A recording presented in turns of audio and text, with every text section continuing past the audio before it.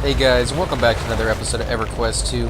Now we're back over here in this camp, and as you can see, Odin now has a repeatable quest over his head, so we're going to go ahead and talk to him and see what he wants us to do.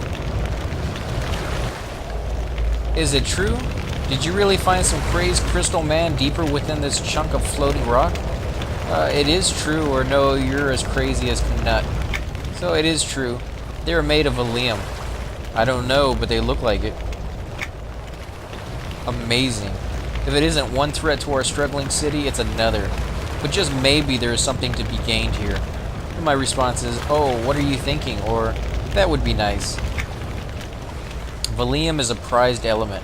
I'm willing to bet there are hefty copper to be made from Valium harvest at such a location. Valium steeped in such potent arcanimanium must be even more desirable. I harvest some from within the Valium catacombs for you, or it's too dangerous, count me out. So watch out below. It's level 19. You get 52 silver and 48 copper, or at least that much. You also get a level 1 white adornment slot for your hands, ear, or wrist. Adds 20 health. You also get a new rug for your house or your guild hall. And this is what it looks like right here. It's actually kind of cool looking. So we're going to go ahead and hit accept. That's wonderful. The money raised by selling the Valium can help to buy us more goods and weapons out here on the front. That will be good. So break off the glimmering Valium crystals that grow from the cave ceiling and gather them up. So we're going to go ahead and put our breathing underwater, enduring breath back on. If you have a potion, or if you've done the quest as we have, you know where to get that. I have my illusion turned off, as I said before, so if you guys want me to turn that back on, let me know. Remember to head down to where the bubbles are. Go ahead and turn the screen back to normal so that you guys can see everything without any of the buttons on top. I've gotten a few comments that said you guys enjoy this view. I wish I could actually play the entire game like this without seeing the buttons. Although the button look is something I'm very familiar with. It brings up the nostalgia from playing back when the game first came out. So they both have their ups and downs for me, so I enjoy both. So again, whatever you guys prefer, just leave comments and that's what I'll do. Or I'll try to do a combination of the two if there's enough people who want both.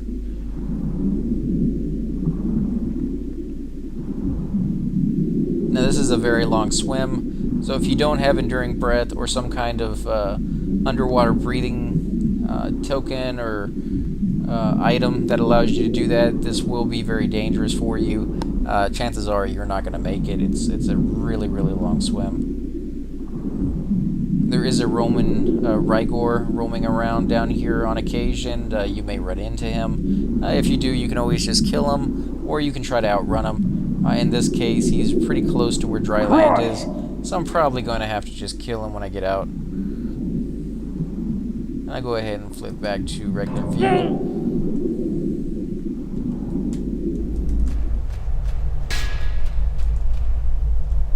And it actually says he's no longer worth any experience, so he must just be a water, Rigor. Let's go ahead and head back into the cavern.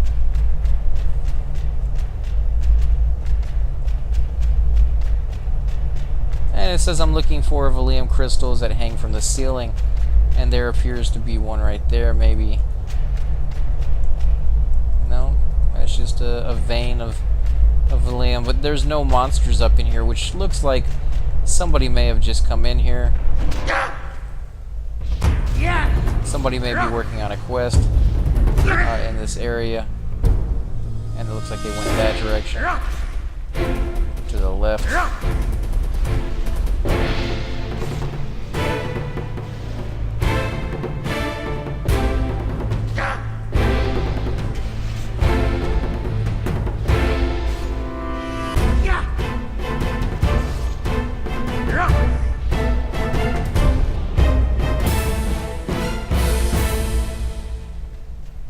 Let's go ahead and head this way. None of the quests that we've had so far have led us in this direction, so I'm guessing that eventually this place will be used for something. And I'm right there. It is right there. You can see them glowing in the ceiling. So we'll have to come over here, and we need a total of 5. So we'll see just how hard it is. I know this room is filled with creatures, so depending on how many roamers there are in the areas we need to get, it could take a while. Go ahead and heal myself. Now these are rather high up there. To be able to get close enough to loot them, we're literally going to have to be right underneath it.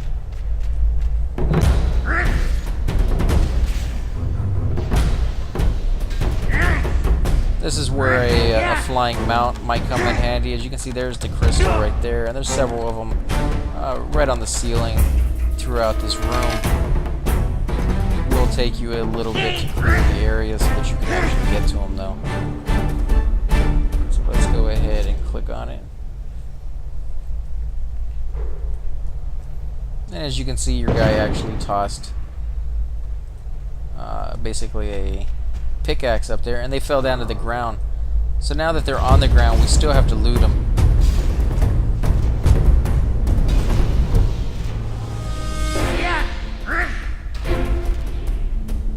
So we'll go ahead and knock some of the other ones down, especially that one right there, since we're already in the area, and hopefully we can loot that one without having to actually kill anybody else.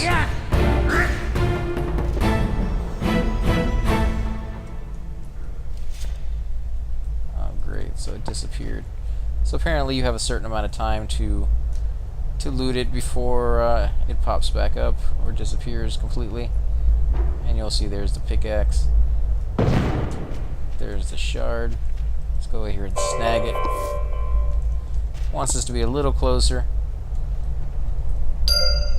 And that's 1 out of 5. Unfortunately, we missed the first one. And hopefully they respawn. I think that might be a respawn right there. Still not close enough to throw it.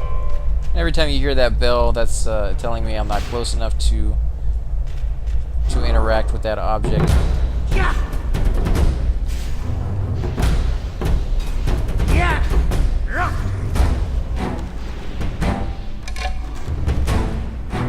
You got one right there. And I'm just checking to see if they've respawned yet, or if I'll have to leave this cavern in a minute and try to find something else. There we go. Go ahead and snag this one. And I'm going to come back around here because I know there is one over here.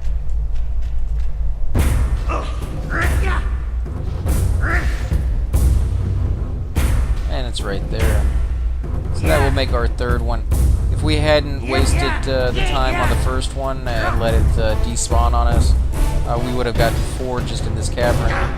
But again, that could just be random, and the other cavern could have more. You could come in here and maybe only find 1. So just be ready to, you know, look around and have to kill several of these creatures.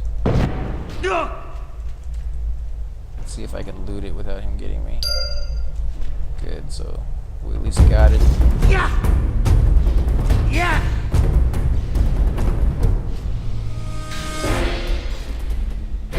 And there I'm getting a little bit more lag for some reason tonight. It's pretty bad. I think it's mainly my connection and not the actual game server.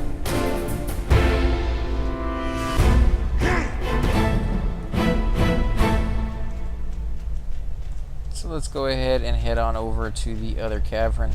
Hopefully we can find the missing 2 we need. And I believe these will respawn eventually, but it may take a while. Somebody is definitely here because there's usually a few roamers in here.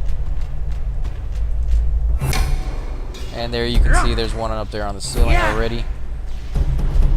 So basically any one of these 2 rooms is where you need to head.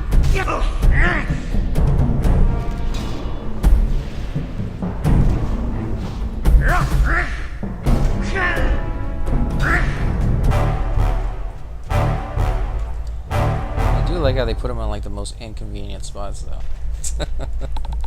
You know, if you're trying to sneak by, that's not exactly the best. Usually they give you a little bit of a break and it's just, you could snag one here and there without fighting any enemies. This one, it seems like they put him right in the heart of an entire group, where they put one guy right underneath it.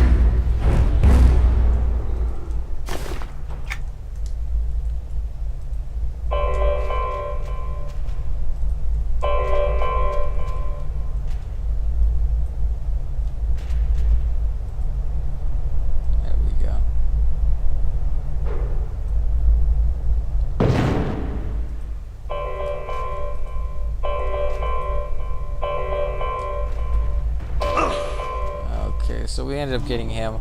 I'm gonna go ahead and try to loot it while he's attacking. Put on my ward real quick. And now try to loot it. There we go. Just so it doesn't despawn on us. Usually you want to wait until after the battle. Don't take any more hits than you actually have to. But in this case, because it does despawn if not looted in time, it's best to get it as fast as possible. I'm going to go ahead and take this guy on, simply because he will be in the way when this thing falls down.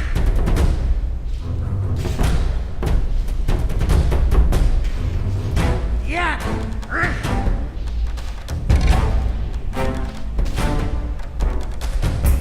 Yeah. Yeah. And the other guy might end up being in the way as well. But we'll have to see exactly where it falls. And of course he walks right for it.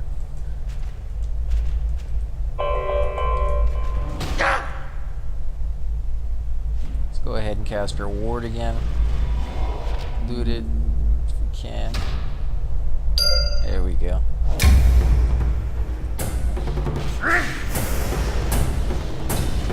So the quest does say return back to Odin to turn the quest into. At this point we could just run it back. But what I'm going to do is finish up the kill and make sure I put back on my Enduring Breath, because it has worn off by now.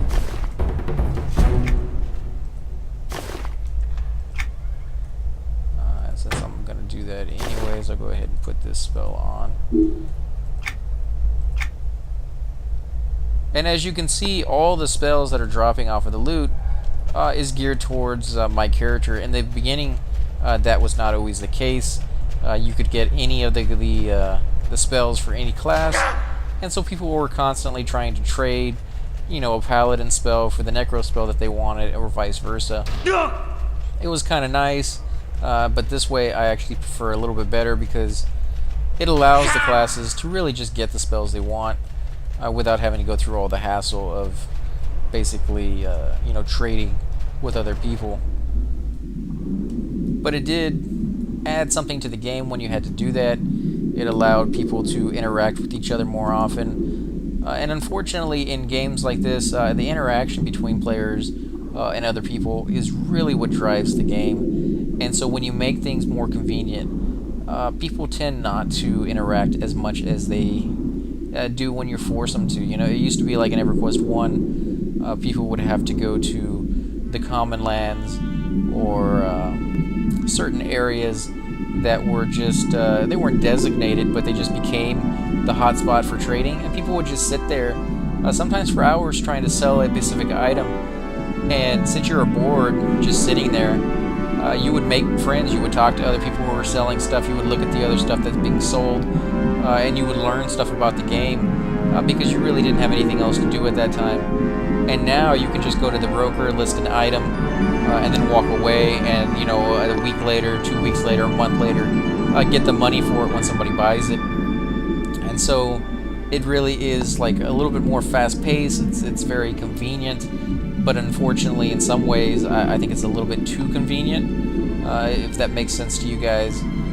But of course, you know, they're trying to make it more susceptible or more versatile for players who are not like hardcore gamers, which is perfectly fine. I understand the economics of trying to do that.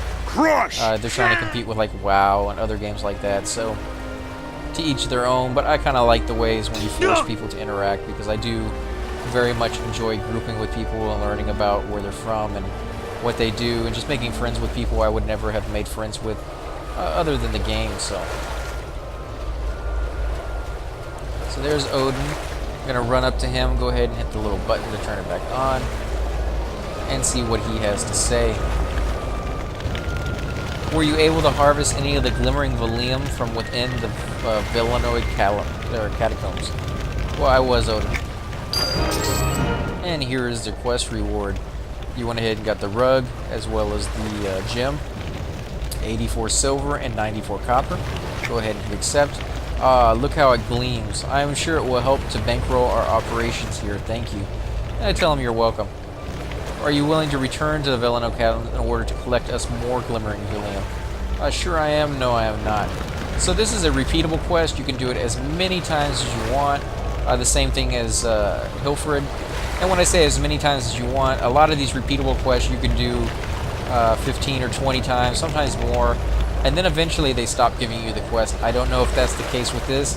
I may sit there and do them that many times. I may not. I'll have to let you guys know and upload the videos. But if you're looking for a few more experience points, you want to work on, say, your lore and legends for golems or for your rival orcs down there on the bottom. You know, you can grab this quest and do both at the same time, which is kind of a nice little thing. So again, guys, if you like these videos, please hit the like button, subscribe, leave a comment below, or hit me up in game. Thanks for watching.